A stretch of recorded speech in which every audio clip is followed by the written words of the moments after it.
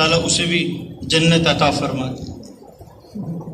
90 kilometre طے کر کے ہمارا امیر اگر کوئی جماعت کا بھیج دے کہ ساتھی کو جاؤ 90 کلومیٹر کا سفر طے کر کے آؤ، ساتھی کہے گا امیر صاحب طبیعت تو ٹھیک ہے آپ کی، اتنا لمبا گشت 90 کلومیٹر کا خصوصی گشت ایک آدمی کے لیے۔ وہ بندہ چل کے گیا، انہوں نے کہا اللہ کے کیسے آئے؟ اس نے کہا اللہ کے نبی نے بھیجا ہے۔ کہا کیا کہہ رہے ہیں؟ کہہ رہے ہیں تو کلمہ پڑھ لے اللہ تجھے بھی جنت دے دیں گے، میں بھی معاف کر دوں گا، اللہ بھی معاف کر دے گا۔ ایک دفعہ نے کہا تمہارے اللہ تو کہتے ہیں جو زنا کرے، قتل کرے، یہ کرے اس کے لیے عذاب ہے، میں تو سارے کام کیے ہیں۔ وہ بندہ ادھر اتنا سفر طے کر کے آیا کہ یا رسول اللہ وہ تو یہ کہہ رہا ہے، ابھی آپ اس کو جواب دینے لگے تھے، آپ نے جواب نہیں دیا۔ اللہ نے جبریل کو نازل کیا کہ اللہ کہہ رہے ہیں الا من تاب وآمن وعمل عملا صالحا فاولئک یبدل اللہ سیئاتہم حسنات وکان اللہ غفورا رحیما۔ جتنے بھی گناہ کیے ہیں ایمان لے آئے اور سچی توبہ کرے، اللہ سارے گناہوں کو معاف کر دے گا۔ یہ آیت اس کو لکھ کے بھیج دی کہ اللہ کہہ رہے ہیں تو ایمان لے آ اور توبہ کر لے، اللہ سارے گناہ معاف کر دے گا۔ اس نے کہا ایمان بھی لاؤں، توبہ بھی کروں، اچھے عمل بھی کروں، ہذا شرط شدید، یہ بڑی لمبی مشکل شرط ہے، میرے بس کی نہیں ہے۔ وہ بندہ پھر آیا، یا رسول اللہ وہ یوں کہہ رہا ہے یہ بڑا مشکل کام ہے، آپ نے جواب نہیں دیا۔ اللہ نے اگلی آیت، یہ اللہ کس کے لیے آیتیں اتار رہا ہے؟ وحشی کے لیے اتار رہا ہے۔ ہم میں سے تو کوئی اتنا گناہ گار نہیں ہے، جب اللہ وحشی کو بخشنے کے لیے تیار ہے تو اللہ ہمیں نہیں بخش دے گا؟ کوئی اللہ کی طرف آئے تو صحیح۔ سب کو اللہ کے در پہ لانا اور سب کو اللہ کی رحمت کی امید دلانا، یہ تبلیغ کا کام ہے کہ بھائی اللہ سے جڑ جاؤ۔ اللہ سے جڑے بغیر نہ دنیا بن سکتی ہے نہ آخرت بن سکتی ہے۔ اللہ نے دوسری آیت نازل فرما دی، ان اللہ لا یغفر ان یشرک بہ ویغفر ما دون ذلک لمن یشاء۔ اللہ شرک معاف نہیں کرے گا، باقی اللہ سارے گناہ معاف کر دے۔ یہ آیت لکھ کے بھیجی، اس نے کہا اللہ شرک معاف نہیں کرے گا، باقی جسے چاہے گا معاف کر دے گا، پتہ نہیں مجھے معاف کرنا چاہے گا بھی کہ نہیں چاہے گا۔ پھر تیسری آیت آئی جو اس قرآن کی سب سے زیادہ ایسی آیت ہے جو اللہ کی رحمت کو بتاتی ہے۔ وہ کیا آیت ہے؟ یا عبادی الذین اسرفوا علی انفسہم لا تقنطوا من رحمت اللہ ان اللہ یغفر الذنوب جميعا انہو هو الغفور الرحیم۔ اے میرے وہ بندو جنہوں نے اپنی جانوں پہ ظلم کیا ہے، اتنے گناہ گاروں کو بھی اللہ کیا کہہ رہے ہیں؟ اے میرے بندو تم جیسے بھی ہو پھر بھی تم میرے ہی ہو، میں تمہیں اپنا ہی سمجھتا ہوں، نمازیں نہیں پڑھتے پھر بھی میرے ہی ہو،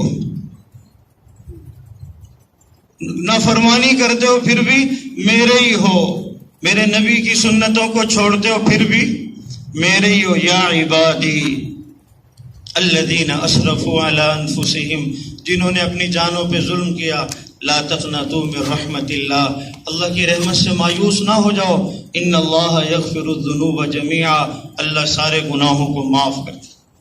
یہ آیت جب نازل ہوئی آپ نے کہا یہ اس کے پاس لے جاؤ۔ جب یہ آیت لے کے گئے تو اس نے کہا الان جئت بالحق، ہاں اب اس آیت نے بچنے کا راستہ دیا ہے۔ وہ عرب تھے، وہ سمجھتے تھے ہم تو سارا قرآن بھی پڑھتے ہیں تو ہمیں نہیں سمجھ آتا قرآن کیا کہہ رہے ہیں۔ اس نے کہا ہاں اب بچنے کا راستہ ہے۔ تو وہ آیا، اس نے مکہ میں داخل ہوا، چہرے پہ نقاب ڈالا، نقاب ڈال کے آپ کی مجلس میں آیا، اور مجلس میں آتے ہی چہرے سے نقاب ہٹایا اور آ کے کہا اشہد ان لا الہ الا اللہ واشہد انک رسول اللہ، کلمہ پڑھ لیا۔ صحابہ نے دیکھا وحشی ہے، صحابہ نے تلواریں نکالی۔ آپ نے کہا کیوں نکال رہے ہو تلواریں؟ آپ نہیں اس کو جانتے تھے، پہچانتے نہیں تھے۔ آپ نے کہا کیوں تلواریں نکال رہے ہو؟ یا رسول اللہ یہی وحشی ہے۔ آپ نے کہا وحشی انت، تو وحشی ہے؟ اس نے کہا جی یا رسول اللہ۔ آپ نے فرمایا اخبر تبلیغی بیانات آفیشیل آن یوٹیوب، فیس بک۔ پر اللہ نے جنت کو حرام فرما دیا جب تک میری امت جنت میں داخل نہ ہو جائے۔ تو اللہ نے ایسی امت میں پیدا فرمایا جو سب سے آخر میں آئی ہے اور سب سے پہلے جنت میں جائے گی، اور جس کے لیے ہمارے نبی کی اتنی دعائیں ہیں، اتنا روئے ہیں آپ صلی اللہ علیہ وسلم ہمارے لیے، اور اتنی دعائیں مانگی ہیں آپ صلی اللہ علیہ وسلم نے اپنی امت کے لیے کہ اتنی دعائیں کسی ماں نے بھی اپنی اولاد کے لیے نہیں مانگی۔ چنانچہ ایک دفعہ آپ صلی اللہ علیہ وسلم حضرت عائشہ رضی اللہ عنہ کے گھر میں تشریف لے، آپ کے چہرے پہ خوشی کا اثر تھا۔ جب انسان خوش ہوتا ہے تو چہرے پہ خوشی کا اثر ہوتا ہے۔ حضرت عائشہ رضی اللہ عنہ نے آپ کو دیکھا کہ آج تو اللہ کے نبی سے جو مانگوں گی اللہ کے نبی مجھے عطا فرمائے۔ لیکن میرے بھائی اور دوستو، صحابہ کے مرد بھی آخرت والے تھے اور صحابہ کی عورتیں بھی۔ آج ہمارے مردوں کو بھی دنیا کی فکر لگ گئی، دکان کی، زمین کی، اور ہماری عورتوں کو بھی زیور اور کپڑے کی فکر لگ گئی۔ بچوں کو بھی دنیا کی فکر، عورتوں کو بھی زیور کپڑے کی، اور صحابہ کی عورتوں کو بھی آخرت کی فکر، بخشش کی فکر، اللہ سے تعلق بنانے کی فکر۔ دیکھو اللہ کے نبی خوش ہیں، فوراً عرض کر دیا الا تدعو لی یا رسول اللہ، اے اللہ کے رسول میرے لیے دعا نہیں فرماتے تھے؟ آپ نے فرمایا وَبِمَا أَدْعُو، عائشہ کیا دعا مانگوں؟ ادعو لی ان یغفر لی اللہ جمیع خطایایا، آپ اللہ تعالیٰ سے یہ دعا کریں اللہ میرے سارے گناہوں کو معاف فرما دے۔ نبیوں کے سردار کی بیوی ہیں اور پھر بھی اس کی فکر ہے کہ اللہ میری، اور آج ہم عمل کر بھی نہیں رہے اور پھر کیا کہہ رہے ہیں اللہ بڑا غفور الرحیم ہے، عمل کر بھی نہیں رہے، اور وہ جو سب کچھ کر رہے ہیں پھر بھی کیا کہہ رہے ہیں کہ اللہ میری۔ آپ نے ہاتھ اٹھا دیے، اللہم اغفر لعائشہ ما تقدم من ذنبها وما تأخر وما اسرت وما اعلنت، اے اللہ عائشہ کے سارے گناہوں کو معاف فرما دے، جو پہلے کیے اور جو بعد میں کیے، اور جو چھپ کے کیے اور جو علانیہ کیے۔ اب جو آپ نے دعا کی حضرت عائشہ رضی اللہ تعالی عنہ کے لیے، سرت سرورا جدا، روایت میں آتا بہت زیادہ خوش ہوتی چلی گئی، حتی طرقت رأسہا، سر نیچے جھکتا چلا گیا، سر کا جو دوپٹہ تھا وہ جھولی میں پاؤں میں آ کے گر گیا۔ آپ نے کہا عائشہ اتنا زیادہ خوش ہو رہی ہو، اتنا زیادہ خوشی کا کیوں نہ خوش ہوں، اللہ کے رسول صلی اللہ علیہ وسلم نے میرے لیے دعا کر دی اور اب تو اللہ میری بخشش ضرور فرما دیں گے۔ آپ نے فرمایا عائشہ انہا لدعوتی لامتی دبر کل صلاۃ، اے عائشہ جیسے تیرے لیے ایک دعا مانگی ہے، ہر نماز کے بعد اپنی امت کے لیے اللہ سے یہ دعا مانگتا ہوں، جس کے لیے 5 دفعہ دعا ہے، آج اس کی امت نے اسی کی سنتوں کو چھوڑ دیا ہے،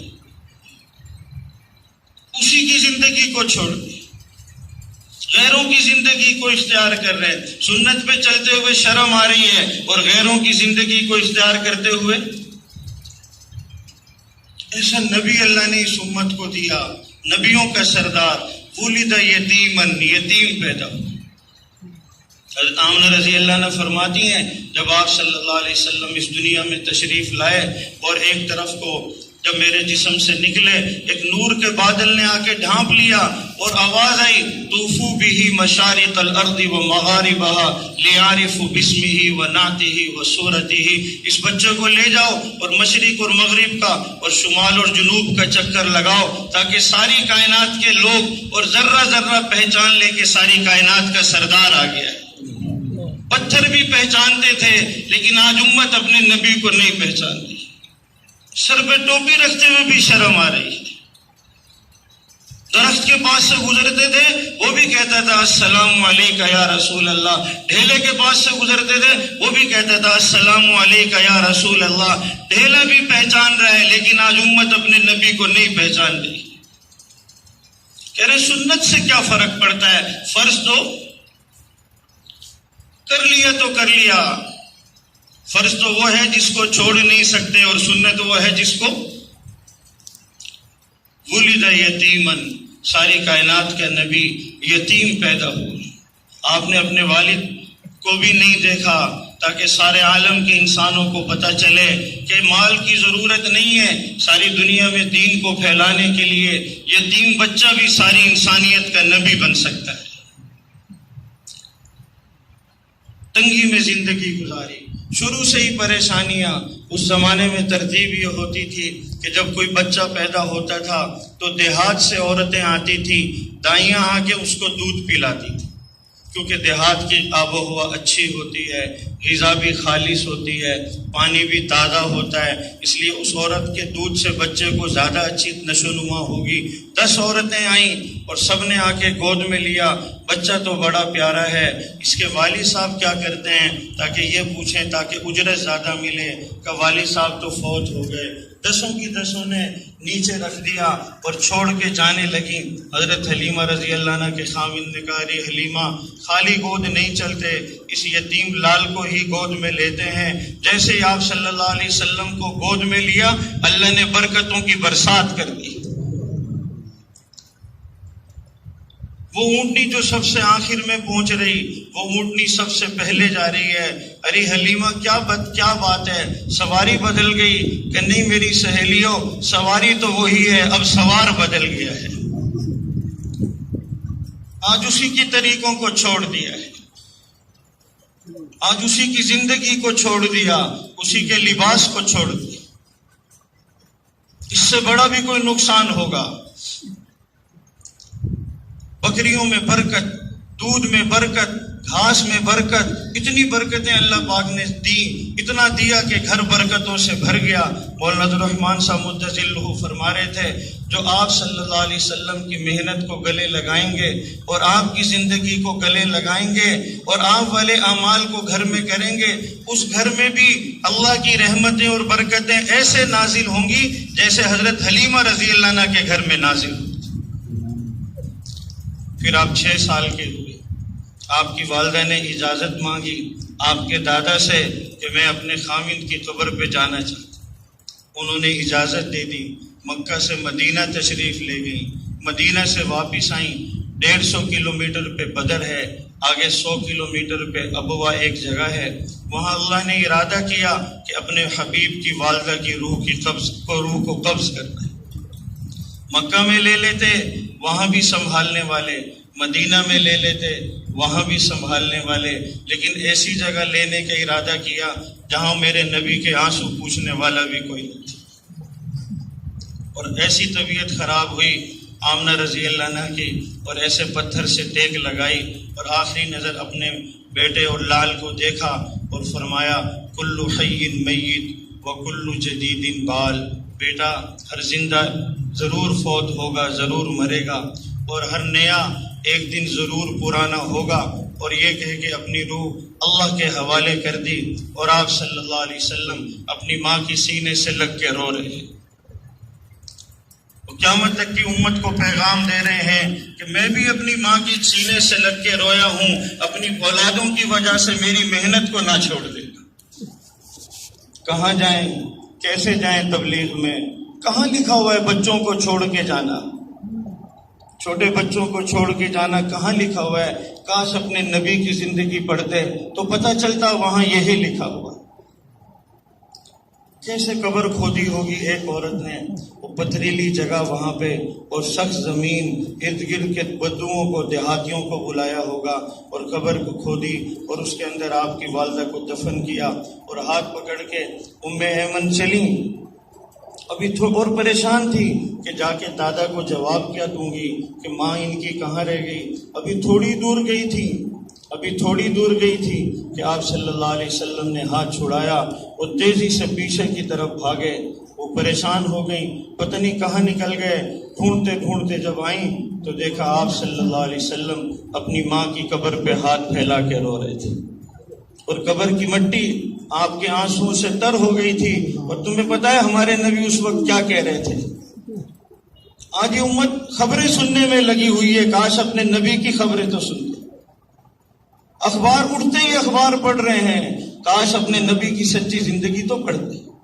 آپ کے ہاتھ ماتن یدیہ علی قبر امہ، ہاتھوں کو پھیلا رہے ہیں اور مٹی تر ہو رہی ہے. اور پتہ ہمارے نبی کیا کہہ رہے تھے؟ امی جان آپ کو پتا تو تھا اس دنیا میں میرا آپ کے علاوہ کوئی بھی نہ تھا. اس نبی نے یہ کام دیا تھا جس کے لیے 4 مہینے نہیں لگ رہے ہیں، جس کے لیے 2.5 گھنٹے نہیں دیے جا رہے. ام ایمن کھینچ رہی ہیں اور آپ مٹی اور قبر کو نہیں چھوڑ رہے، اور قیامت تک کے انسانوں کو بتا رہے ہیں اگر تم ملکوں کے لیے نکلے اور تم 4 ماہ کے لیے نکلے اور تمہارے بچے روئے تو تم پریشان نہ ہونا، میں بھی اپنی ماں کی قبر پہ رویا تھا. تمہارے بچوں کی مشابہت میرے ساتھ ہوگی اور تمہاری عورتوں کی مشابہت میری ماں کی مشابہت سے ہوگی، اور جو جس کے ساتھ مشابہت اختیار کرے گا اللہ قیامت کے دن اس کے ساتھ حشر فرمائے گا. ولیدہ یتیمن، یتیم پیدا ہوئے، پھر ساری زندگی تنگیوں میں گزاری، اپنے بھی مخالف ہو گئے اور فاقوں والی زندگی، گھر میں کھانے کے لیے بھی کچھ نہیں.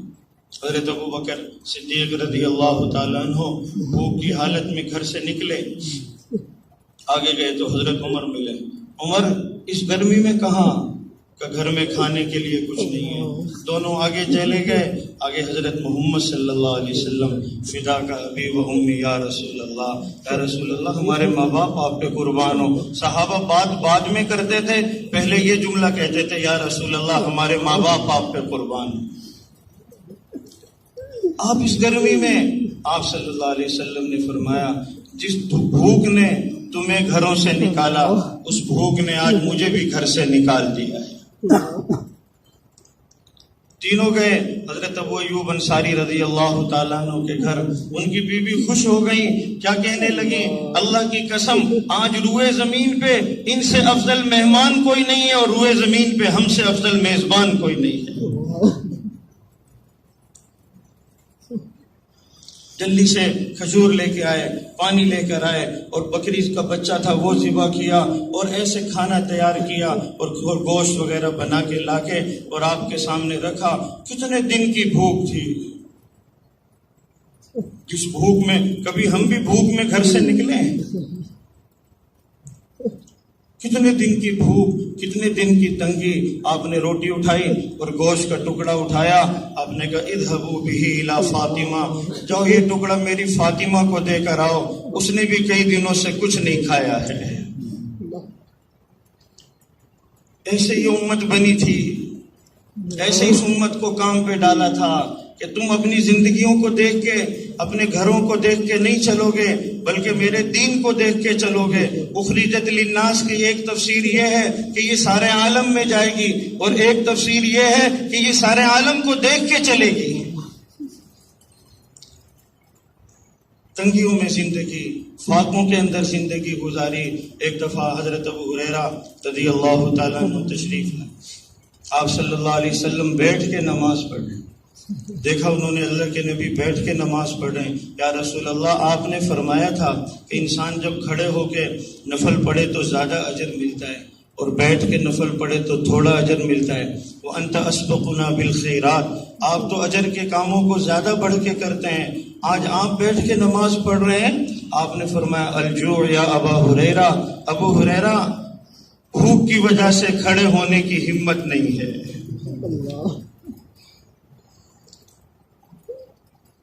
آج یہ امت ناشتہ بھی کر رہی ہے، دوپہر کا کھانا بھی کھا رہی ہے، رات کا کھانا بھی کھا رہی ہے، لیکن 90% لوگ نماز نہیں پڑھ رہے ہیں. ہمارے نبی تو فاقے سے بھی کبھی نفل نہیں چھوڑتے تھے. یہ امت 3 ٹائم کا کھانا کھا کے بھی فردوں کے چھوڑ کے بیٹھی ہے، پھر کہتے ہیں دعا کرو اللہ حالات ٹھیک کر دے.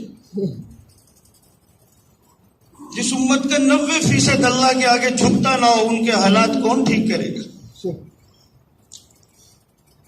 امت بنائی تھی، امت ایسی بنی جس کا اللہ سے تعلق تھا. اپنی امت کو دعوت والا بنایا، اپنی امت کو دعاؤں والا بنایا. یہ 2 جوہر تھے جو آپ صلی اللہ علیہ وسلم نے اپنی امت میں منتقل فرمائے تھے. الدعوت والدعاء، دعوت کے ذریعے لوگوں کو اللہ کی طرف متوجہ کرنا اور دعا کے ذریعے اللہ کی رحمت کو لوگوں کی طرف متوجہ کرنا. ایسا تعلق صحابہ کے مردوں کا، ایسا تعلق صحابہ کی عورتوں کا کہ جو دعا مانگ رہے ہیں. حضرت خولہ بنت ثعلبہ رضی اللہ تعالیٰ عنہ صحابی ہیں. خامند میں میاں باپ بیوی میں کسی بات پہ تکرار ہو گیا، خامند کو غصہ آیا، خامند نے غصے میں اپنی بیوی سے کہا انتی علیہ کا ظہری امی، تمہاری کمر دیکھنا بھی میرے لیے ایسے حرام ہے جیسے اپنی ماں کی کمر دیکھنا حرام ہے۔ ان الفاظ کو اس وقت جو اپنی بیوی کو کہہ دیتا تھا تو طلاق ہو جاتی تھی، غصے میں خامند نے کہہ دیا۔ اب غصے کے بعد جب بیوی پریشان ہوئی تو سمجھ گئی کہ اب تو میرا گھر اجڑ جائے گا، سیدھی آپ صلی اللہ علیہ وسلم کی خدمت میں، یا رسول اللہ قال علی زوجی کذا و کذا، یا رسول اللہ میرے شوہر نے ایسا کہہ دیا۔ آپ نے فرمایا سرتی علیہ حراما، خولا تم اس کے لیے حرام ہو گئی ہو، اب الگ ہو جاؤ، پردہ ہو گیا۔ یا رسول اللہ ان لی منہ اولادا صغارا، یا رسول اللہ چھوٹے چھوٹے بچے ہیں، خامند کی مجھے کوئی حاجت نہیں ہے، لیکن یہ بچے اگر میں اس کو دوں گی تو پھر تربیت نہیں ہو سکے گی، اور اگر میرے پاس رہیں گے تو ایک لقمہ نہیں کھلا سکوں گی۔ یا رسول اللہ کوئی تو حل نکالیں، کوئی تو حل نکالیں۔ آپ نے کہا سرتی علیہ حراما، حل کوئی نہیں ہے خولا۔ وہ کہتی رہی اور آپ یہی کہتے رہے۔ اس نے دیکھا جب اللہ کے نبی میرے مسئلے کا حل نہیں نکال رہے تو پہلے تو آپ کی طرح متوجہ تھی، پھر سیدھی ہاتھ اوپر اٹھا کے کہنے لگی اے اللہ تیرا نبی نہیں سن رہا، تو سن رہا ہے۔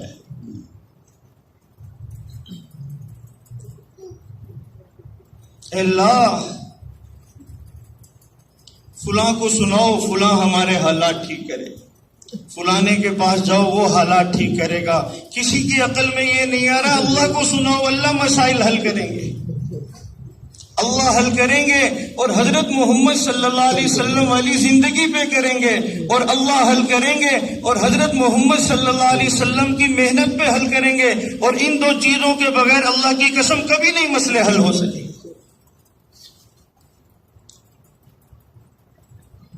یا اللہ تو میری مدد فرما، اے اللہ میرے حق میں، اے اللہ میرے حق میں اپنے نبی کی زبان پہ فیصلہ نازل فرما۔ اتنا روئی کہ حضرت عائشہ کہتی ہے مجھے بھی رونا آ گیا، اور ادھر اللہ کے نبی ادھر ہی کھڑے ہوئے اور میں بھی وہیں پہ اور خولا بھی وہیں پہ، اور ادھر اللہ نے حضرت جبریل کو دوڑایا قد سمع اللہ قول التی تجادلک فی زوجہا وتشتکی الی اللہ واللہ یسمع تحاورکما۔ اے میرے نبی جی آپ کی امت کی وہ عورت جو اپنے خامند کے بارے میں آپ سے بات کر رہی تھی، اللہ اس کی پکار اپنے عرش پہ سن رہا تھا۔ میرے بھائیوں بڑے گھر بنانا کوئی ترقی سمجھا، بڑی گاڑی لینے کوئی ترقی سمجھا، بینکوں کے بھرنے کوئی ترقی سمجھا، یہ ترقی تو کافر بھی حاصل کر لیتے ہیں۔ اللہ کی محبت میں آگے بڑھنا یہ ترقی ہے، اللہ کے تعلق میں حاصل بڑھنا یہ ترقی ہے، یہ ترقی سارے صحابہ کو حاصل۔ عورتیں جو پیچھے رہتی تھی، جو آخری صف میں نماز پڑھتی تھی، ان کا اللہ سے تعلق، جو گھر میں رہتی تھی ان کا اللہ سے تعلق، اور جو پہلے ہوتے تھے ان کا دعوت والا بنایا، دعا والا بنایا۔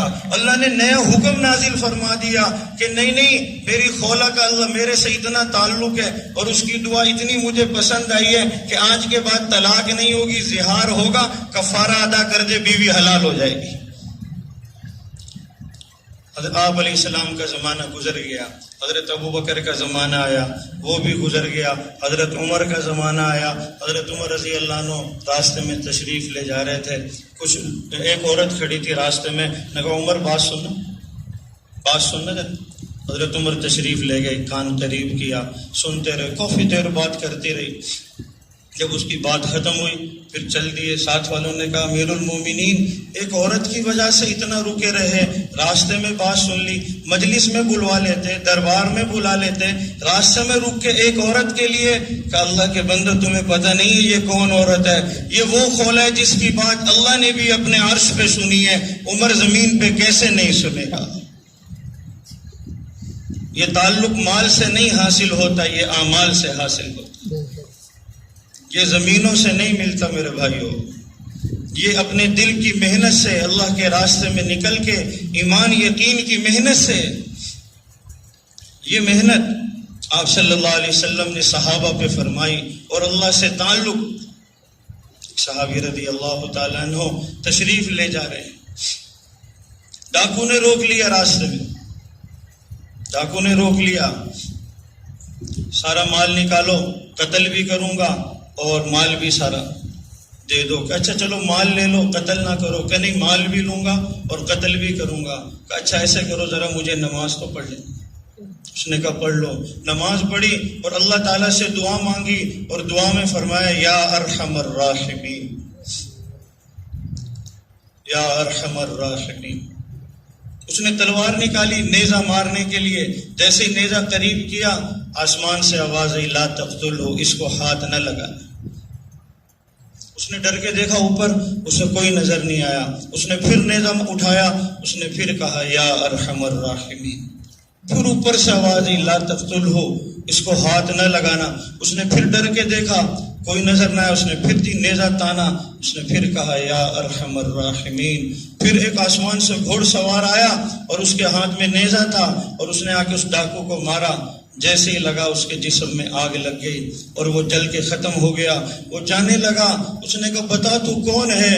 اس نے کہا جب تو نے یا ارحم الراحمین کہا، تیری آواز نے آسمان کے فرشتوں میں ہلچل مچا دی تھی. آج کتنی دعائیں ہو رہی ہیں لیکن ہلچل. ابھی رمضان گزرا ہے، ختم قرآن پہ رو رو کے دعائیں ہو رہی ہیں، لیکن امت کا مسئلہ مجمع رو رو کے دعا کر رہے ہیں. آپ کہہ کے گئے تھے ایک محنت دے کے جا رہا ہوں، ایک کام دے کے جا رہا ہوں، جب تک وہ کام کرو گے تمہاری دعائیں ایسے قبول کروں گا جیسے نبیوں کی دعائیں قبول کی ہیں. تمہاری مدد ایسے کروں گا جیسے نبیوں کی مدد کی ہے. تمہارا ساتھ ایسے دوں گا جیسے نبیوں کا ساتھ دیا ہے. اور اگر تم میری محنت کو چھوڑ دو گے، اس مقصد زندگی کو چھوڑ دو گے، تو تمہارے برگزیدہ ہستیاں دعائیں مانگے گی اور میں دعاؤں کو قبول نہیں کروں گا. مدد طلب کرو گے دشمنوں کے خلاف، لیکن مدد نہیں کی جائے گی. میرے محترم بھائیو دوستو، اپنی امت کو دعوت والا بنایا، اپنی امت کو دعاؤں والا بنایا. اس لیے حضرات صحابہ کرام ساری دنیا میں گئے اللہ کے دین کو لے کے، اور جہاں گئے اللہ پاک نے ہر جگہ ان کی مدد فرمائی. حضرت عمر رضی اللہ تعالیٰ عنہ کا زمانہ تھا اور روم والوں سے لڑائی ہو رہی تھی. تقریباً 9 دن گزر گئے لیکن مسلمانوں کو فتح نہیں ہو رہی. روم والوں نے آپس میں مشورہ کیا کیا بات ہے، مدد فتح نہیں ہو رہی. وہ کہنے لگے یہ عربی لوگ ہیں اور ہم عجمی لوگ ہیں، ہمیں ان کی لڑائی کے انداز نہیں آتے، ان کو ہرانا ہے تو پھر عربوں کو مقابلے میں لو. تو بنو غسان ایک عیسائیوں کا قبیلہ تھا، ان سے بات کی کہ آپ کل عیسائیوں کو بھیجنا. نے کہا ٹھیک ہے، کل 60,000 عیسائی بھیج. تو لڑائی یوں طے کی انہوں نے کہ 60,000 عرب آئیں گے عیسائی اور پیچھے 2 لاکھ روم والے ہوں گے.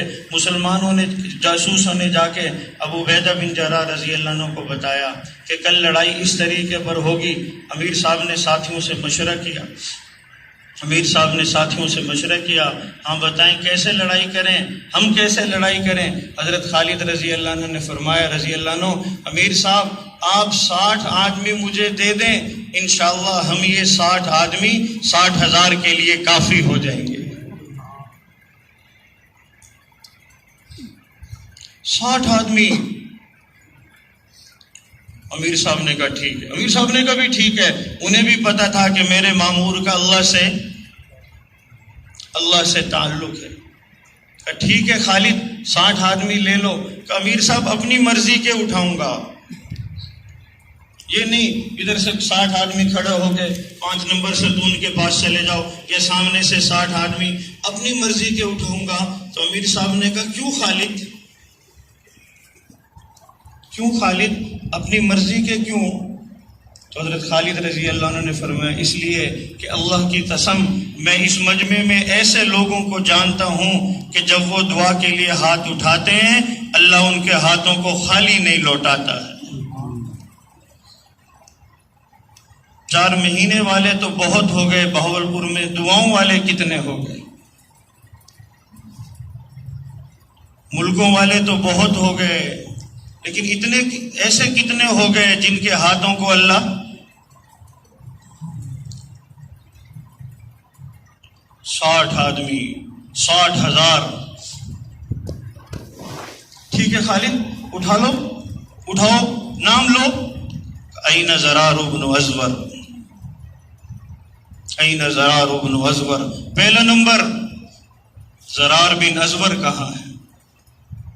ان کی قبر پہ ہم گئے، اردن میں ان کی قبر ہے. اللہ آپ کو بھی جانے کی توفیق دے. میرے بھائیوں، یہ امت دکانوں پہ بیٹھنے کے لیے نہیں بنی ہے، یہ اللہ کے راستے میں پھرنے کے لیے بنی ہے. ان کی قبر پہ تختی لگی ہوئی تھی اور اس پہ لکھا ہوا تھا عربی میں.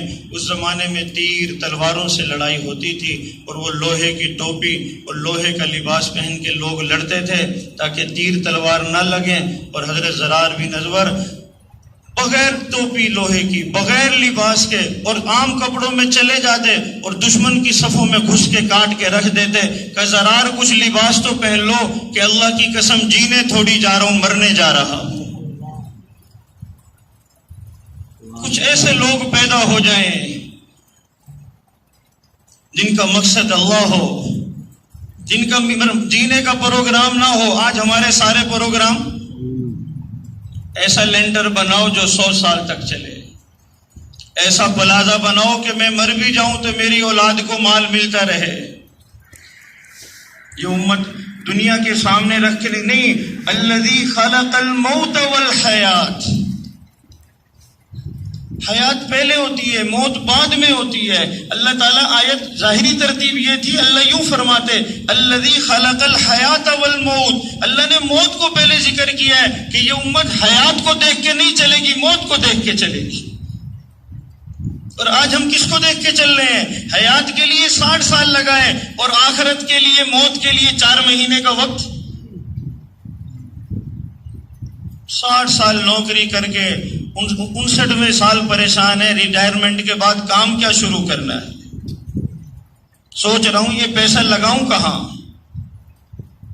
60 سال محنت کر کے بھی ابھی اللہ کی طرف رجوع نہیں ہو رہا ہے. میرے بھائیوں، یہ امت تو اللہ کو سامنے رکھ کے جینے کے لیے تھی. این عبد الرحمن ابن ابی بکر، این عمرو الطائی. عبد الرحمن بن ابو بکر کہاں ہیں؟ عمر طائی کہاں ہیں؟ شرحبیل بن حسنہ کہاں ہیں؟ 48 بندے انصار کے اٹھائے، 12 بندے مہاجرین کے اٹھائے. تو ایک انصاری نے کہا خالد مرواؤ گے انصار کو؟ کہا کیوں؟ کہا 40 کو لے کے 60 کو جو لے کے بھیڑو گے بچے گا کیا؟ اور زیادہ تو انصار کے بندے اٹھائے ہیں. کہ نہیں اللہ کی قسم میں نے دیکھا ہے ہر مشکل وقت میں انصار نے حضور کی مدد کی ہے. اور اللہ نے 60 کو 60,000 پہ فتح نصیب فرمائی. تیرے بھائیوں، ایسے محنت فرمائی، اپنا سب کچھ لگایا، اپنے گھر سے قربانی دی، اپنے ذات سے قربانی، اپنے گھر میں فاقہ. حسن یا حسین رضی اللہ تعالیٰ عنہما میں سے ایک بیمار ہو گئے. حضرت علی رضی اللہ عنہ نے، حضرت فاطمہ نے نظر مان لی اگر اللہ تعالیٰ ہمارے اس بیٹے کو صحت دے دیں ہم 3 روزے رکھیں گے. اللہ نے صحت عطا فرما دی. وہ گئے حضرت علی رضی اللہ عنہ یہودی کے پاس، اگر تم روئی دے دو محمد صلی اللہ علیہ وسلم کی بیٹی اس کا دھاگا بنا دے گی. اس نے کچھ جو کے دے دیے، 6 روٹیاں 5 روٹیاں بنائی. حضرت فاطمہ رضی اللہ عنہ نے اپنے لیے، حضرت علی کے لیے، حسن اور حسین رضی اللہ عنہما کے لیے اور ایک باندی کے لیے جس کا نام فضہ تھا. شام کو حضرت علی رضی اللہ عنہ آپ صلی اللہ علیہ وسلم کے ساتھ مغرب کی نماز پڑھ کے تشریف لائے اور ابھی کھانا کھانے کے لیے بیٹھے اور ایک مسکین نے آواز دی، اے محمد صلی اللہ علیہ وسلم کے گھر والوں، آج ایک مسکین تمہارے دروازے پہ کھڑا ہے. افطاری کے وقت اگر کوئی آ کے ہمارا دروازہ بجا دے تو ساری روٹیاں مسکین کو دے دی. اگلے دن یتیم آ گیا، ساری روٹیاں یتیم کو دے دی. اگلے دن قیدی آ گیا، 5 روٹیاں قیدی کو دے دی. تیسرے دن روزہ تو نہیں تھا لیکن گھر میں کھانے کے لیے بھی کچھ نہیں تھا. آپ صلی اللہ علیہ وسلم نماز کے بعد جب تشریف لائے، حضرت فاطمہ رضی اللہ عنہ کو دیکھا، آنکھیں اندر دھسی ہوئی ہیں اور بالکل کمزور ہوئی ہیں، چہرہ زرد ہوا ہے۔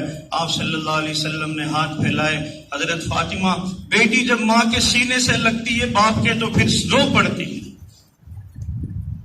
ایسے جو آپ کے ساتھ لگی اور رونے لگی، یا رسول اللہ 3 دن ہو گئے آج ہمارے گھر میں کھانے، اللہ کے نبی بھی رو رہے ہیں، حضرت فاطمہ بھی رو رہی ہیں۔ کس کے سینے سے لگ کے رو رہی ہیں؟ جو نبیوں کے سردار ہیں۔ اور کون رو رہی ہے؟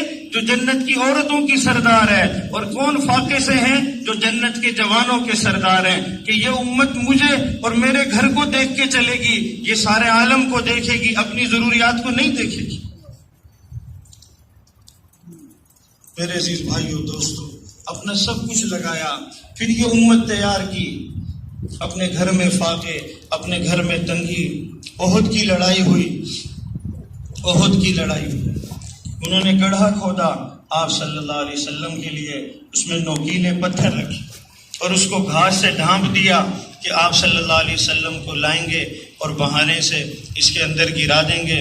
اور وہی ہوا، وہ یہودی تھا، وہ کچھ گھیر کے آپ کو لائے، اور آپ صلی اللہ علیہ وسلم جب گڑھے کے قریب گئے انہوں نے آپ کو دھکا دے دیا اور آپ صلی اللہ علیہ وسلم کے گھٹنے بہت زیادہ زخمی ہو گئے۔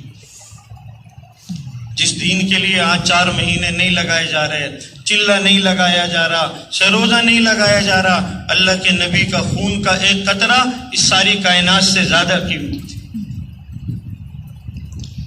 آپ ابھی ایسے ان گھٹنوں کو ایسے دیکھ رہے تھے اور زخمی، انہوں نے زور سے پتھر آپ صلی اللہ علیہ وسلم کے چہرے پہ مارا اور آپ بے ہوش ہو کے گڑھے میں گر گئے۔ حضرت طلحہ رضی اللہ عنہ تیزی سے گڑھے میں اترے اور آپ کو کندھے پہ ڈالا اور تیزی سے احد پہاڑ کی طرف چلے، اور انہوں نے تیروں کی برسات کر دی، اور انہوں نے اپنے ہاتھوں پہ اور اپنے سینے پہ تیروں کو لیا، لیکن ایک تیر بھی آپ صلی اللہ علیہ وسلم کو نہیں لگنے دیا، اور آپ نے فرمایا وجبت، اللہ نے میرے طلحہ کے لیے جنت واجب کر دی ہے۔ آج ہم کہہ رہے ہیں ہم بچ جائیں، باقی دین جو مرضی۔ میرا دین نہیں ہے، دین تو رائبنڈ والوں کا ہے، دین تو مدرسے والوں کا ہے۔ میری دکان پہ کچھ فرق نہ ہے، میری نوکری پہ فرق نہ ہے، باقی دین کا جو مرضی۔ حضرت طلحہ نے کتنے تیر کھائے؟ آپ نے فرمایا شہید وہ ہوتا ہے جو مر جاتا ہے، زمین پہ زندہ شہید ہو میرے طلحہ کو دیکھ لے۔ ایک جگہ پہ بیٹھ گئے، آپ کے دندان مبارک شہید ہو گئے تھے، صحابہ بھی 70 احد میں شہید ہو گئے تھے، بچے کچے زخمی تھے، سارے جمع ہو گئے۔ یا رسول اللہ، ابو بکر نے جب آپ کو دیکھا تو رونے لگے، یا رسول اللہ تکلیف تو یہ پہلے بھی بہت دیتے تھے، لیکن آج ان ظالموں نے حد کر دی ہے، بس آج آپ ان کے لیے ہاتھ اٹھا کے بد دعا کریں تاکہ اللہ پاک ان پہ اپنا عذاب نازل فرمائے۔ آپ نے ہاتھ اٹھا لیے، ابو بکر کے کہنے پہ ہاتھ اٹھا لیے، صحابہ نے بھی ہاتھ اٹھا لیے۔ آج اللہ کا عذاب آئے گا، آج آگ اترے گی، آج بندر و خنزیر بن جائیں گے۔ آپ نے ہاتھ اٹھائے، آپ کی زبان مبارک ہلی، آپ نے فرمایا اللہم اہد قومی فإنہم لا یعلمون، اے اللہ میری قوم کو ہدایت دے دے، یہ نہیں جانتے کہ میں ان کا کتنا خیر خواہ ہوں۔ آج یہ امت بد دعائیں دے رہی ہے،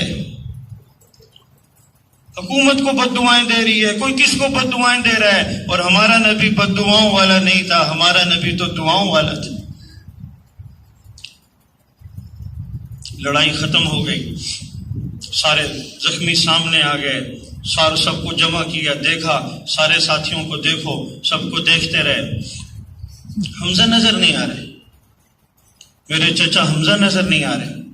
کس نے کہا یا رسول اللہ وہ احد میں ادھر جہاں وہ درخت ہے وہاں دونوں ہاتھ میں 2 تلواریں لے کے لڑ رہے تھے۔ آپ نے کہا چلو وہاں چلتے ہیں، آپ صحابہ کو لے کے پہنچے، وہاں دیکھا تو وہاں تو منظر ہی عجیب تھا، حضرت حمزہ رضی اللہ عنہ کو شہید کیا ہوا تھا اور سینہ چیرا ہوا تھا اور کلیجہ نکالا ہوا اور ناک اور کان بھی کاٹ دیے گئے تھے۔ اتنا نبی کا سینہ ہوتا ہے کہ اگر 7 آسمان بھی ٹوٹ جائیں تو نبی کے سینے میں سما سکتے، اتنا بڑا ظرف ہوتا ہے۔ لیکن جب آپ نے حضرت حمزہ کی لاش دیکھی تو آپ کی آنکھوں سے آنسو جاری ہو گئے۔ اتنا روئے. 70 بندے شہید ہوئے, 70 صحابہ شہید ہوئے تھے احد میں. ایک جنازہ رکھا, ساتھ حضرت حمزہ کا رکھا. آپ نے جنازہ پڑھایا کہ اس میت کو اٹھا لو, دوسری میت لا کے رکھو. دوسری میت رکھی, حضرت حمزہ کی رکھی رہی. پھر آپ نے جنازہ پڑھایا, ہر ایک کا ایک جنازہ پڑھایا. حضرت حمزہ کے 70 جنازے پڑھائے. جس تبلیغ کے لیے ٹائم نہیں نکالا جا رہا ہے. ملکوں کے سفر کہاں لکھے ہوئے ہیں؟ اپنے نبی کو دیکھتے تو صحیح, اس نے سب کچھ تو لگایا اس دین کے لیے. مکہ فتح ہو گیا, مکہ میں داخل ہوئے. آپ کو پتہ چل گیا تھا کہ وحشی نے شہید کیا آپ کو. آپ نے فرمایا من رآ وحشیا فلیقتلہ, وحشی کو جو دیکھے دیکھتے ہی قتل کر دے. فتح مکہ پہ آپ نے اعلان کیا تو اس کو پتہ چلا, وہ تیزی طائف بھاگ گیا. طائف, مکہ سے طائف 90 کلومیٹر کا سفر ہے. اللہ کے نبی کو اس کی بھی فکر ہے کہ اگر یہ کلمہ پڑھ لے اللہ اسے بھی جنت عطا فرما دے. ہمارے چچا کو کوئی شہید کر دے تو ہم اس کے لیے کیا سوچیں گے؟ ساری انسانیت کو جنت میں لے جانا یہ تبلیغ کا کام ہے. اپنے دشمنوں کو بھی جنت کے راستے پہ ڈالنا یہ تبلیغ کا کام ہے. آپ نے آیت لکھ کے بھیجی, آپ نے بندہ بھیجا, اسے کہو کلمہ پڑھ لو, اللہ تعالیٰ اسے بھی جنت عطا فرما دے. 90 کلومیٹر طے کر کے ہمارا امیر اگر کوئی جماعت کا بھیج دے کہ ساتھی کو جاؤ 90 کلومیٹر کا سفر طے کر کے آؤ, ساتھی کہے گا امیر صاحب طبیعت تو ٹھیک ہے آپ کی, اتنا لمبا گشت 90 کلومیٹر کا خصوصی گشت ایک آدمی کے لیے. وہ بندہ چل کے گیا, انہوں نے کہا اللہ کے کیسے آئے؟ اس نے کہا اللہ کے نبی نے بھیجا ہے. کہا کیا کہہ رہے ہیں؟ کہہ رہے ہیں تو کلمہ پڑھ لے اللہ تجھے بھی جنت دے دیں گے, میں بھی معاف کر دوں گا, اللہ بھی معاف کر دے گا. ایک دفعہ نے کہا تمہارے اللہ تو کہتے ہیں جو زنا کرے, قتل کرے, یہ کرے اس کے لیے عذاب ہے, میں تو سارے کام کیے ہیں. وہ بندہ ادھر اتنا سفر طے کر کے آیا کہ یا رسول اللہ وہ تو یہ کہہ رہا ہے, ابھی آپ اس کو جواب دینے لگے تھے, آپ نے جواب نہیں دیا. اللہ نے جبریل کو نازل کیا کہ اللہ کہہ رہے ہیں الا من تاب وآمن وعمل عملا صالحا فاولئک یبدل اللہ سیئاتہم حسنات وکان اللہ غفورا رحیما. جتنے بھی گناہ کیے ہیں ایمان لے آئے اور سچی توبہ کرے, اللہ سارے گناہوں کو معاف کر دے گا. یہ آیت اس کو لکھ کے بھیج دی کہ اللہ کہہ رہے ہیں تو ایمان لے آ اور توبہ کر لے, اللہ سارے گناہ معاف کر دے گا. اس نے کہا ایمان بھی لاؤں, توبہ بھی کروں, اچھے عمل بھی کروں, ہذا شرط شدید, یہ بڑی لمبی مشکل شرط ہے, میرے بس کی نہیں ہے. وہ بندہ پھر آیا, یا رسول اللہ وہ یوں کہہ رہا ہے یہ بڑا مشکل کام ہے, آپ نے جواب نہیں دیا. اللہ نے اگلی آیت, یہ اللہ کس کے لیے آیتیں اتار رہا ہے؟ وحشی کے لیے اتار رہا ہے. ہم میں سے تو کوئی اتنا گناہ گار نہیں ہے, جب اللہ وحشی کو بخشنے کے لیے تیار ہے تو اللہ ہمیں نہیں بخش دے گا. کوئی اللہ کی طرف آئے تو صحیح. سب کو اللہ کے در پہ لانا اور سب کو اللہ کی رحمت کی امید دلانا, یہ تبلیغ کا کام ہے کہ بھائی اللہ سے جڑ جاؤ. اللہ سے جڑے بغیر نہ دنیا بن سکتی ہے نہ آخرت بن سکتی. اللہ نے دوسری آیت نازل فرما دی, ان اللہ لا یغفر ان یشرک بہ ویغفر ما دون ذلک لمن یشاء. اللہ شرک معاف نہیں کرے گا, باقی اللہ سارے گناہ معاف کر دے. یہ آیت لکھ کے بھیجی, اس نے کہا اللہ شرک معاف نہیں کرے گا, باقی جسے چاہے گا معاف کر دے گا. پتہ نہیں مجھے معاف کرنا چاہے گا بھی کہ نہیں چاہے گا. پھر تیسری آیت آئی جو اس قرآن کی سب سے زیادہ ایسی آیت ہے جو اللہ کی رحمت کو بتاتی ہے. وہ کیا آیت ہے؟ یا عبادی الذین اسرفوا علی انفسہم لا تقنطوا من رحمت اللہ ان اللہ یغفر الذنوب جميعا انہ هو الغفور الرحیم. اے میرے وہ بندو جنہوں نے اپنی جانوں پہ ظلم کیا ہے. اتنے گناہ گاروں کو بھی اللہ کیا کہہ رہے ہیں, اے میرے بندو تم جیسے بھی ہو پھر بھی تم میرے ہی ہو, میں تمہیں اپنا ہی سمجھتا ہوں. نمازیں نہیں پڑھتے پھر بھی میرے ہی ہو, نافرمانی کرتے ہو پھر بھی میرے ہی ہو. میرے نبی کی سنتوں کو چھوڑتے ہو پھر بھی میرے ہی ہو. یا عبادی الذین اسرفوا علی انفسہم، جنہوں نے اپنی جانوں پہ ظلم کیا. لا تقنطوا من رحمت اللہ، اللہ کی رحمت سے مایوس نہ ہو جاؤ. ان اللہ یغفر الذنوب جميعا، اللہ سارے گناہوں کو معاف کرتا. یہ آیت جب نازل ہوئی آپ نے کہا یہ اس کے پاس لے جاؤ. جب یہ آیت لے کے گئے تو اس نے کہا الآن جئت بالحق. ہاں اب اس آیت نے بچنے کا راستہ دیا ہے. وہ عرب تھے، وہ سمجھتے تھے ہم تو سارا قرآن بھی پڑھتے ہیں تو ہمیں نہیں سمجھ آتا قرآن کیا کہہ رہے. اس نے کہا ہاں اب بچنے کا راستہ ہے. تو وہ آیا، اس نے مکہ میں داخل ہوا، چہرے پہ نقاب ڈالا، نقاب ڈال کے آپ کی مجلس میں آیا، اور مجلس میں آتے ہی چہرے سے نقاب ہٹایا اور آ کے کہا اشہد ان لا الہ الا اللہ واشہد انک رسول اللہ. کلمہ پڑھ لیا. صحابہ نے دیکھا وحشی ہے، صحابہ نے تلواریں نکالی. آپ نے کہا کیوں نکال رہے ہو تلواریں؟ آپ نہیں اس کو جانتے تھے، پہچانتے نہیں تھے. آپ نے کہا کیوں تلواریں نکال رہے ہو؟ یا رسول اللہ یہی وحشی ہے. آپ نے کہا وحشی انت،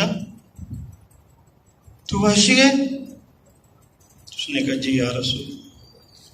آپ نے فرمایا اخبرنی عن کیف قتلت عمی، اچھا یہ بتا تو نے میرے چچا کو شہید کیسے کیا تھا؟ اتنا عرصہ گزر گیا لیکن آج بھی دل میں وہ زخم، آج بھی زخم ہرا ہے. کہ یا رسول اللہ 3 آدمیوں کے لیے فیصلہ کر کے آیا تھا، یا تو آپ کو، یا حضرت علی کو، یا حضرت حمزہ کو. آپ کی طرف جانے کی تو ہمت ہی نہیں ہوئی. حضرت علی رضی اللہ عنہ کی طرف گیا تو وہ لڑ رہے تھے لیکن دائیں بائیں بھی دیکھ رہے تھے، چوکنے تھے. آگے لڑتے تھے تو پیچھے بھی خیال رکھتے تھے. میں نے کہا اس کو قابو نہیں کر سکتا. حضرت حمزہ کی طرف گیا تو شیروں کی طرح دونوں ہاتھوں میں تلواریں لے کے لڑ رہے تھے، لیکن جب آگے لڑتے تھے تو پیچھے سے غافل ہو جاتے تھے. تو میں نے کہا یہ موقع اچھا ہے، تو میں نے برچھا اٹھایا اور ایسے میں نے مارا، اور برچھا ایسے سینے سے پار ہو گیا، اور پھر میں نے ناک کاٹی، اور پھر میں نے کان کاٹے. وہ ایسے بتا رہا تھا اور اللہ کے نبی نے سر جھکایا ہوا تھا. اور وہ جب ساری بات بتا کے رکا اور آپ نے اپنا سر اٹھایا، آپ کی ساری داڑھی اور چہرہ آنسوؤں سے تر ہو چکا تھا. جس تبلیغ کے لیے ہمارے پاس وقت نہیں ہے، دکان کے لیے صبح 10 بجے سے رات 10 بجے تک وقت ہے، لیکن میرے نبی کی محنت کے لیے 2.5 گھنٹے، دنیا کے لیے 40 سال کا وقت ہے لیکن میرے نبی کے کام کے لیے 4 ماہ.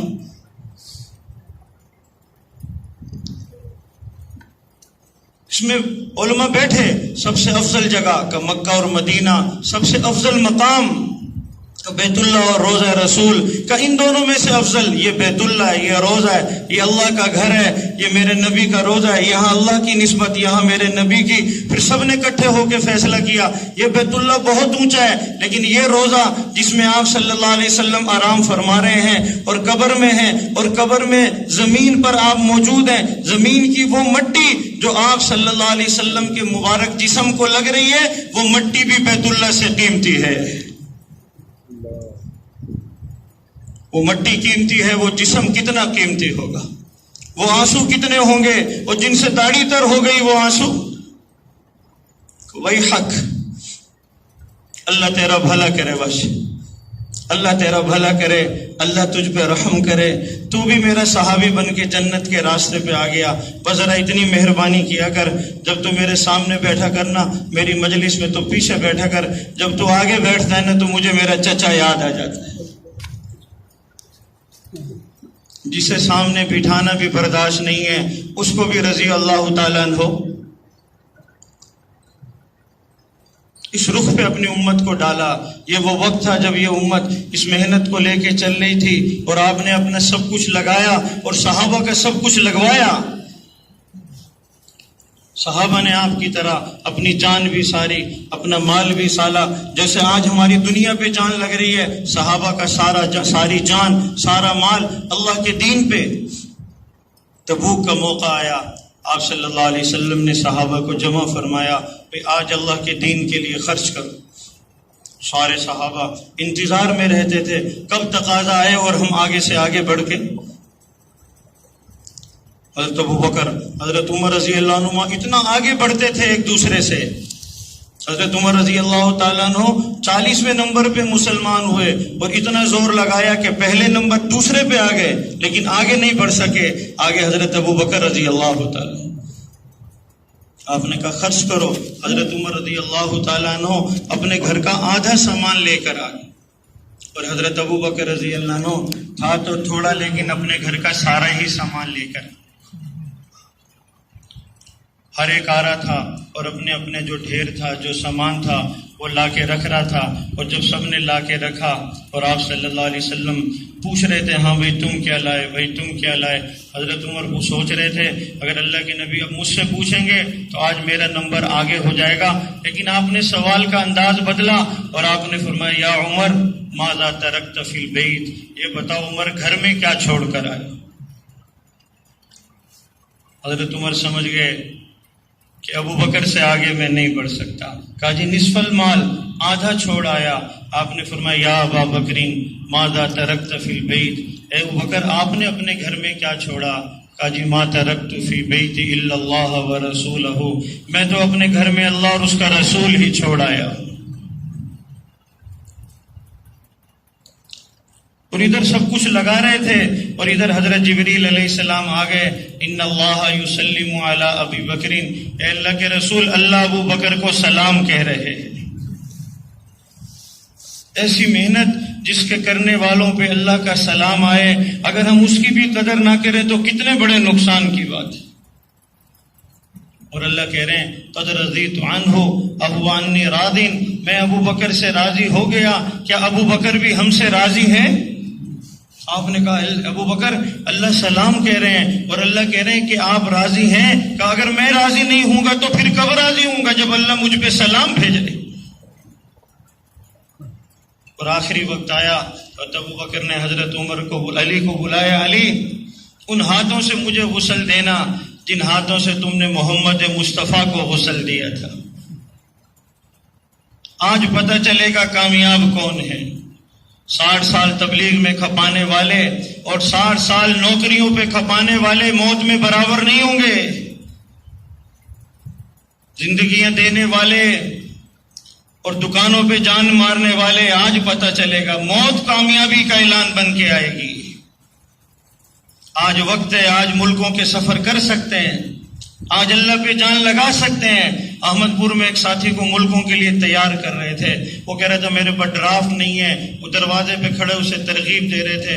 اس کی بیوی کہیں دروازے کے قریب سن رہی تھی. اس نے اندر گئی اور ایک تھیلی لا کے باہر رکھ دی کہ یہ میرا زیور ہے, اپنی بچیوں کی شادی کے لیے رکھا تھا, لیکن میرے نبی کی امت میری بچیوں سے قیمتی ہے. اس کو بیچ کے میرے خاوند کو ملکوں میں بھیج دو, اس کا بدلہ اپنے اللہ سے جنت میں لے لوں گی. آج لگا دو میرے بھائیو, آج ملکوں کے سفر کر لیں, آج 4 مہینے لگا لیں, کل کو وقت. علی ان ہاتھوں سے مجھے غسل دینا جن ہاتھوں سے تم نے محمد صلی اللہ علیہ وسلم کو غسل دیا. اور جب میں فوت ہو جاؤں غسل دینا, میرا جنازہ پڑھانا اور پھر مجھے آپ کے روزے پہ لے جانا اور وہاں جا کے اجازت مانگنا. اگر اجازت ملے تو وہاں دفن کر دینا, ورنہ جنت البقیع میں دفن کر دینا. فوت ہو گئے, غسل ہوا, نماز جنازہ ہوا, نماز میت لا کے حضرت علی نے آپ کے روزے پہ رکھی, آپ کے روزے پہ رکھی. حضرت علی نے کہا یا رسول اللہ انا ابا بکر یستاذن, کہ اللہ کے رسول ابو بکر اندر آنے کی اجازت مانگ رہے ہیں. آج وہ جو قربانیاں دی تھی, جو مال لگایا تھا, آج بدلے کا دن ہے. پہلے عمل کے دن تھے, آج بدلے کا دن ہے. آج دیکھو کیا پروانہ, کیا اعلان. یا رسول اللہ ان ابا بکر یستاذن, یا رسول اللہ ابو بکر اجازت مانگ رہے ہیں. تو روزے دروازے خود کھل گئے. فضائل درود میں لکھا ہے اور اندر سے آواز ہے سم الحبیب الی الحبیب, میرے محبوب کو ملاقات کے لیے اندر بھیج دو. اپنے پاس بلا کے سلا دیا اور 1400 سال ہو گئے اور قیامت تک کا بدلہ دنیا میں یہ دے رہے ہیں. ابو بکر جو تو نے قربانی کی, جان لگایا, مال لگایا, زندگی کھپائی, آج اللہ کیا بدلہ دے رہے ہیں. قیامت تک جو میرے روزے پہ آئے گا پہلے مجھے سلام کرے گا, پھر تجھے سلام کرے گا. آج ہم نے کیا کمایا کیا ہے؟ 60 سال لگا کے بھی خالی ہاتھ. ہماری اولادیں کہتی ہیں ابا تو نے تو ہمیں ضائع کر دیا, ہمارے لیے تو کچھ بنایا بھی. آخرت سے بھی خالی اور دنیا سے بھی خالی.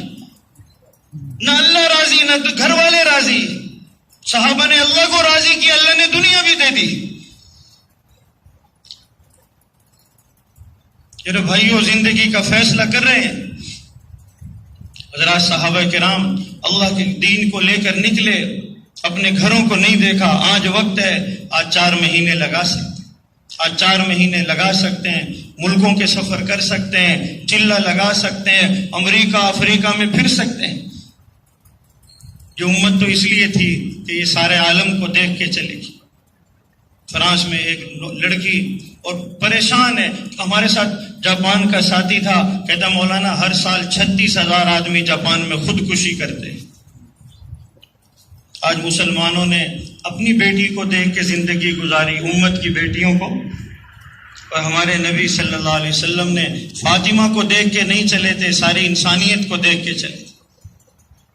فرانس میں وہ لڑکی پریشان ہے کہ دل کا سکون حاصل نہیں ہے, کبھی کس کے پاس جا رہی ہے, کبھی یہ مذہب اختیار کیا, کبھی عیسائیت والا, لیکن دل کا سکون حاصل. اسی پریشانی میں ایک دن روتے ہوئے آنکھ لگ گئی.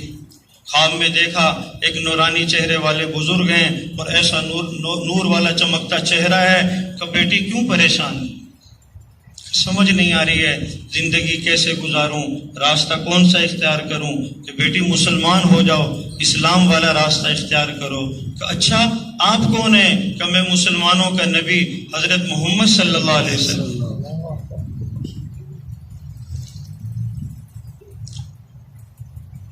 کیسے مسلمان ہوں؟ ابھی جاؤ فرانس کے مرکز, وہاں کے امام ہے محمد موسیٰ, انہیں جا کے میرا سلام کہو, اور وہ تمہیں جائیں گے اور تمہیں کلمہ اور دین سکھائیں گے. وہ 1 بجے نکلی گھر سے, گاڑی میں بیٹھی اور سیدھی آ کے اس نے دروازہ بجایا اور دیکھا امام صاحب نکلے, دیکھا غیر مسلم لڑکی 2 بجے میرے دروازے پہ کھڑی ہے. اس نے کہا بیٹی کیسے آئے ہو؟